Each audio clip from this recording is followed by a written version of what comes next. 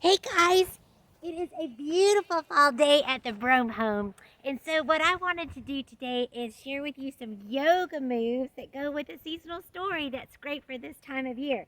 This is Shake Them Halloween Bones by Nikola-Lisa.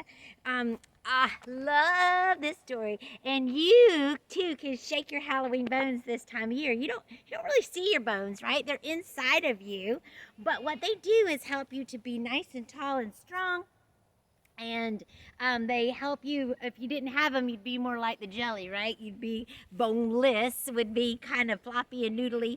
And so it's really fun to explore bones, and our yoga can help us in that it can strengthen your bones because you're fighting the gravity, right? Any weight bearing exercise where you're working against the earth is going to be healthy. So walking is a healthy thing for bones, and so is yoga. All right, so when you do this story, there's lots of stories inside the story. And so we're going to shake, shake, shake them bones now, shake, shake, shake them bones now, shake, shake, shake them bones at Hip Hop Halloween Ball. And so we're going to look at stories like Little Red Riding Hood. Now, this is the story where the little girl's mom says, hey, go visit your grandmother and take these goodies with you because she's not feeling best, and if you could take her some good food, it'll cheer her up. But along the way, as in many once upon a time stories, she runs into a big bad wolf. Oh, wolves get a lot of bad raps in fairy tales and folk tale stories. All right, so to be a wolf with your body, you'll come to your knees and take your hips to your heels, all right? And then take your hands together and put the pointer finger and the thumb finger together and interlace the three fingers that come the middle man, the ring finger, and the pinky. Okay, this is the nose of your wolf. All right, you're going to hold the nose out in front of you, and on the breath in, you're going to raise it over your head. And on the breath out, you're going to hold.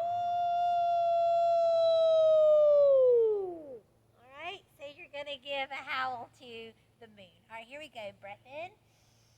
Grow tall, hands above your head so that noise is pointed high. Ow! And that's what you could do for the story of Little Red. All right? Now, the next story in the book is the story highlighted about Jack. Oh, now here comes Jack with a cow to sell. All right, so Jack and his mom were really, really hungry. And they were so hungry they decided they would sell the cow. And so Jack took it to market, but along the way he got where he thought it would be a better idea to sell it for magic beans. Well, his mama didn't think that was a very good idea, and she chunked the beans out in the backyard, and this great big old beanstalk grew. And so Jack climbed the beanstalk and had lots of adventures with a giant. So that would be a good story to share. So we're gonna do a cow for Jack. And at the very end of this story, there's Puss in Boots. That's the cat that wears the boots. And so what we'll do is we'll work the cow and the cat pose together. All right. So there's the story of Puss in Boots. And if you don't know these stories, these would be great stories to learn and read and enjoy because they've been around a long time. In fact, some of them start long, long ago. All right, and most of them always end, they lived happily ever after. Okay, so on your knees, hands and knees, all right, and you're going to drop the belly of your cow, so the udders of the cow drop, all right, you lift your chin and your tailbone, and then you're going to arch your back up to the sky on the cat. So breath in and breath out. And after you play with this, think to yourself, am I working my hands in this pose? And you say, no, silly Miss Rome. And then I'll ask you, well, are you working your feet in this pose? And you say, no, silly Miss Rome. You're working your back, right? The bones of the back are flexing and extending, and that is awesome for your back. In fact, you can try some spinal flossing, where you drop into your cow on the breath in, and then move forward and then pull the belly in and roll the back up to the sky as you take your hips towards your heels. And so that is a version of spinal flossing. Again, good movement for your back. And then you can come back to neutral, drop your into cow, and then move sideways and up, and sideways and down. And you can get the spinal flossing in the side-to-side motion as well. All right, you can work it both ways. And yes, that's a great way to take care of the back of your body. When you work the cat, try really hard to hang your head, lose your hat, right? Hang your head because you don't need to be working the neck to move the cat, all right, position. Okay, so the next character in our story is Tom Thumb. Now, he's a little guy, and if you know Thumbelina, maybe not, but Tom Thumb, again, these are little tiny characters in fairy tale, folktale stories, traditional literature. And so let's be the mouse with this one, all right? So what we'll do is we will take the hips to heels, reach your hands either forward or down by your side, and be as small as you can, and breathe as you pretend to be Tom Thumb, as small as a mouse. Breathing in and breathing out.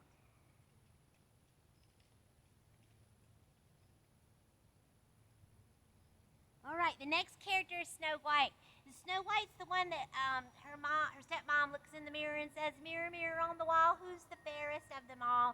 And then when she finds out it's Snow White, then she is going to get rid of Snow White. So, of course, Snow White has to flee, and she runs into 7 little men out in the woods, and she starts to hang out with these dudes called the Seven Dwarfs.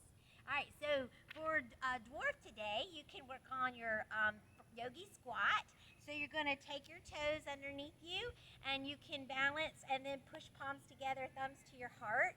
And if you have a younger dwarf, you might even can jump it. My dwarf is kind of older and likes to balance more than the jumping, but your young little legs can get it done. All right. The next story we have in Shake Them Halloween Bones is the Goldilocks story. All right, so Goldilocks is the story where she goes into the house, uninvited, and she eats the porridge, and she sits in the chairs, and she sleeps in the bed. Not good. All right, so let's remember how when the 3 bears come home, right, she runs out of there quick because she knows she shouldn't have been doing what she wasn't doing.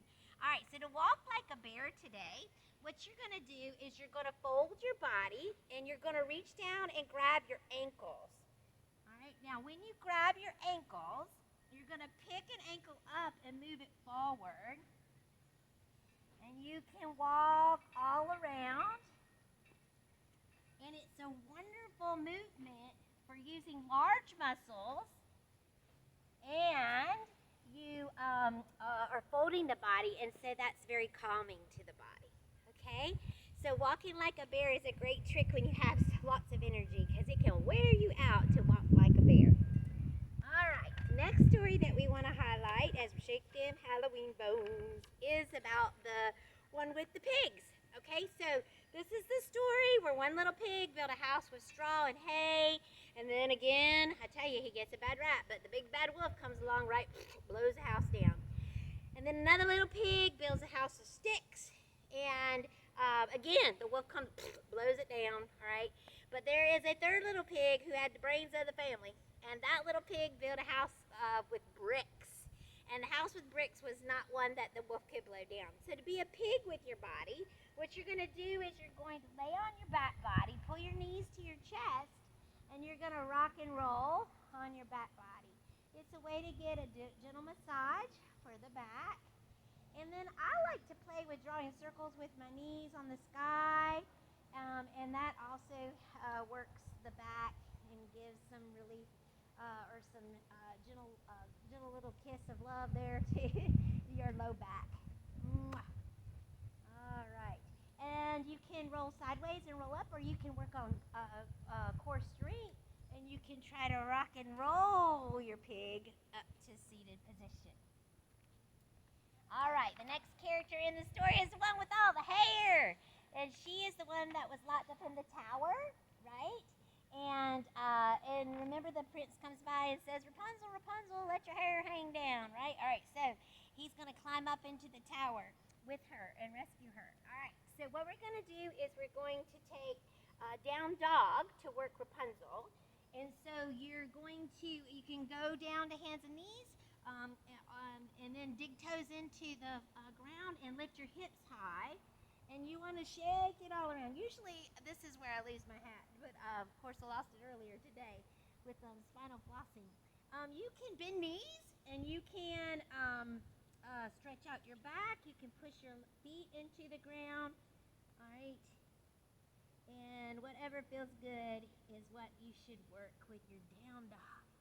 Bring the paws of your dog together. We've shook Rapunzel's hair all around. And now we're going to breathe our arms up and exhale them down. And take another couple good breaths. And exhale them down. And what we will do is take our toes side by side for our final two characters. Because remember, we already did the Puss in Boots when we worked our cow. We partnered those poses together. But the two characters that are left in the story are Rumpelstiltskin and Cinderella. So Rumpelstiltskin is a story you might not know so well, but in that story, there is a dad that brags about his daughter and says that she can turn straw into gold. Well, of course, the king wants some gold, so he locks this chick up in a tower and says, you can't come out until you turn this straw into gold. Well, she doesn't know how to do that, but there's a little magic man named Rumpelstiltskin who does. And he said, I'll do it for you. You just give me your baby. She said, well, I don't even have a baby. Okay, sure, yeah, you can have a baby. And so Rumpelstiltskin turns the straw into the gold. The king falls in love with her, makes her the queen, and they do have a baby. And then the little magic man comes back and wants payment. He wants the baby. So she says, no, you can't have my baby. And so he says, okay.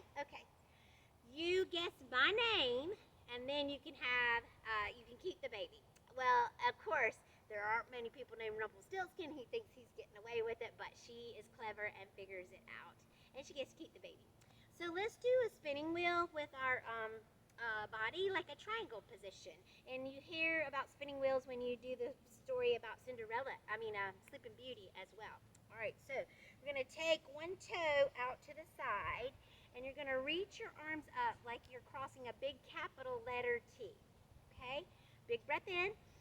Big breath out as you push over your pointy toe, roll one hand down and reach one hand high and really squeeze the muscles in the middle of you, okay? And this will be our spinning wheel today, or how we get the straw magically transformed into gold.